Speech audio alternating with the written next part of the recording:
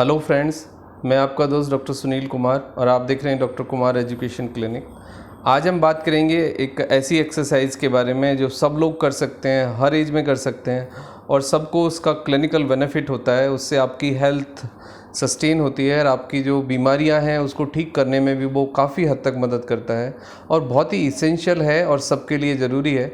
हम लोग शायद ये सोचते हैं कि हेल्थ कोई मैजिकल एस्पेक्ट है या उसके लिए कोई एक क्लिनिकल कोई सॉल्यूशन है या फिर उसके लिए कोई ऐसी दवाई बनी है, बट ये बिल्कुल मिथ है और ये बिल्कुल गलत है। साइंटिफिक बिल्कुल फिट नहीं है। यदि आपको हेल्दी रहना है, आपको बीमारियों से बचना है, आपको अच्छी फिटनेस सस्टेन करनी है, आपको एक पॉजिटिविटी के साथ आपको हेल्थ सस्टेन करनी है, तो सबसे पहले आपको अपनी हेल्थ को प्रायोरिटी पे रखना होगा। क्योंकि हेल्थ यदि आपकी प्रायोरिटी पे नहीं है तो फिर आपको अच्छी हेल्थ नहीं मिलेगी।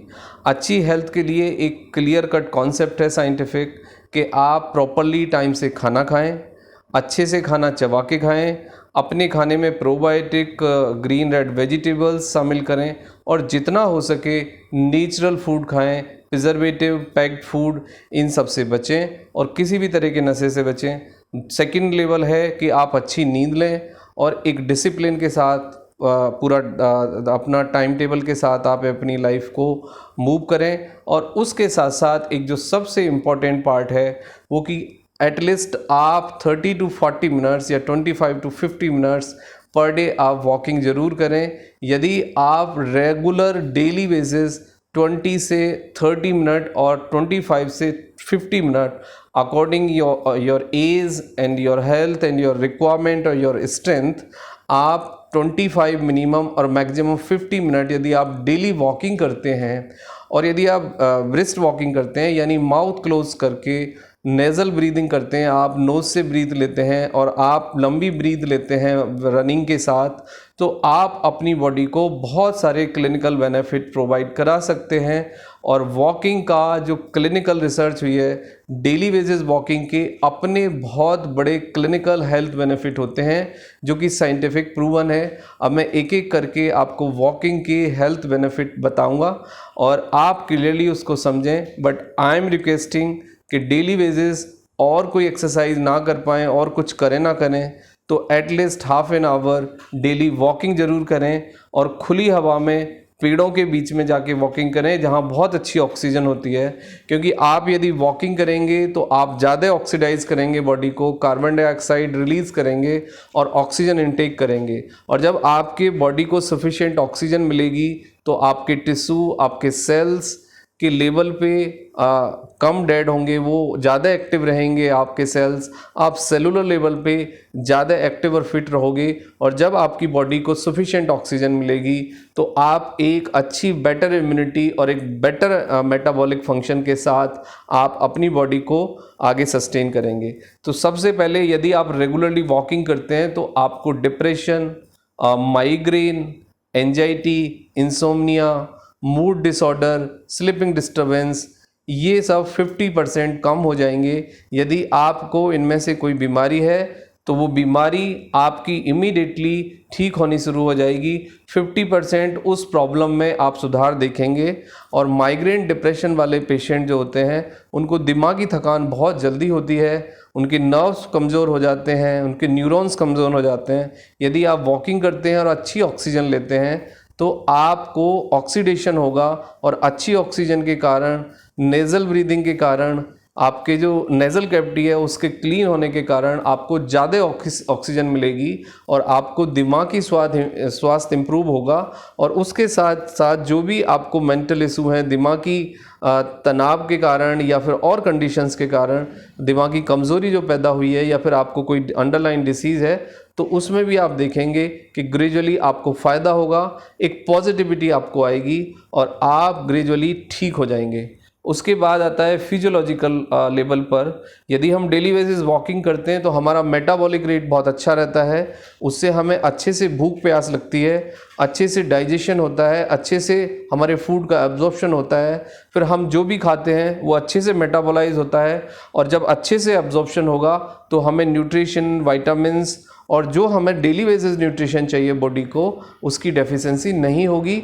इसका कहने का सीधा सा मतलब ये है कि मेटाबॉलिक रेट ठीक होगा तो एब्जॉर्प्शन ठीक होगा, एब्जॉर्प्शन ठीक होगा तो हमारी बॉडी को जो सेट ऑफ न्यूट्रिशन चाहिए वो डेली बेसिस मिलेगा और कोई डेफिशिएंसी की संभावना मिनिमाइज हो जाएगी। और पेट की जो प्रॉब्लम्स हैं, जो पेट की समस्याएं हैं, पेट में ओबीज होना, फैटी लीवर है आपका, गॉल ब्लैडर स्टोन है, फिर किडनी और लिवर के लेवल पे स्वेलिंग है, या स्टिफनेस है, या बहुत ज़्यादा गैस बनना है, या डाइजेशन की प्रॉब्लम है, आप देखेंगे कि उसमें ग्रेजुअली सुधार होना शुरू हो गया है और आप एक बेटर डाइजेशन फील करेंगे, बेटर मेटाबॉलिक फंक्शन डेवलप होगा आपका।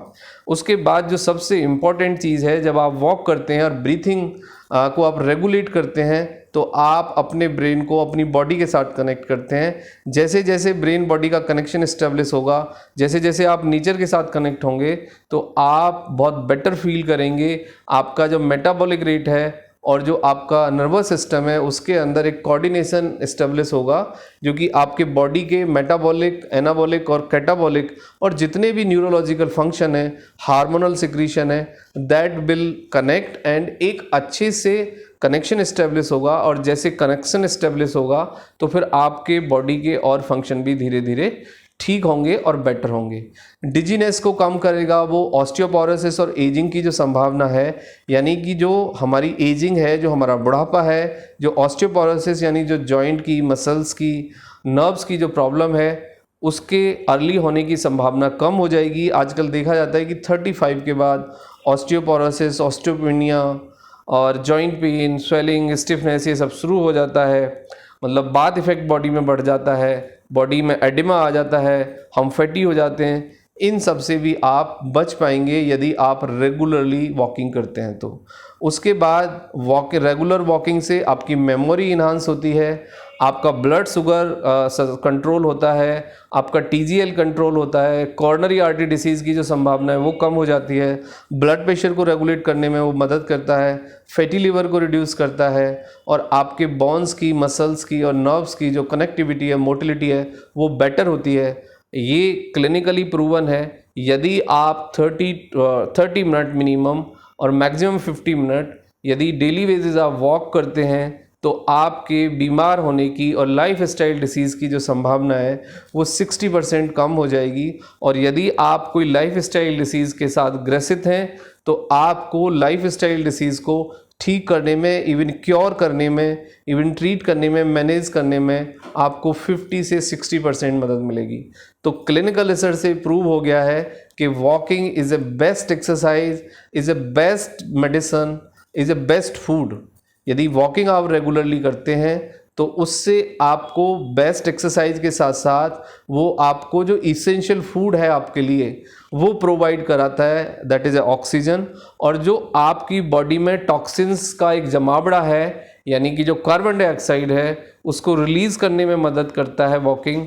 उससे आपको टॉक्सिन्स कम होते हैं, कार्बन डाइऑक्साइड का लेवल कम होता है और आपकी बॉडी में ऑक्सीजन बढ़ती है। और जब आपकी बॉडी के अंदर ऑक्सीजन का लेवल बढ़ेगा, आपकी बॉडी ऑक्सीडाइज होगी तो आपको एक बेटर इम्यूनिटी मिलेगी, एक बेटर फिटनेस मिलेगी, एक बेटर हेल्थ मिलेगी और एक बेटर पॉजिटिविटी के साथ, एक बेटर स्लीप के साथ आप अपनी बॉडी को एनहांस कर सकते हैं, आप अपने हेल्थ को फिट रख सकते हैं और हेल्थ लेवल को एक लेवल से दूसरे लेवल तक ले जा सकते हैं। तो वॉकिंग इज इसेंशियल। वॉकिंग सब करें, मिनिमम कुछ ना कर पाएँ तो 30 मिनट वॉकिंग करें, नेज़ल ब्रीदिंग करें और वॉकिंग के साथ अपने ब्रेन को अपनी बॉडी के साथ कनेक्ट करें। यदि आपने इतना किया तो that is a one solution for your health and fitness. ये आपके लिए एक रेमेडी है, एक दवाई है, एक सॉल्यूशन है, एक मैजिकल सुपर एक्सरसाइज है वॉकिंग। तो walking is essential for everyone. Thanks for watching, take care yourself.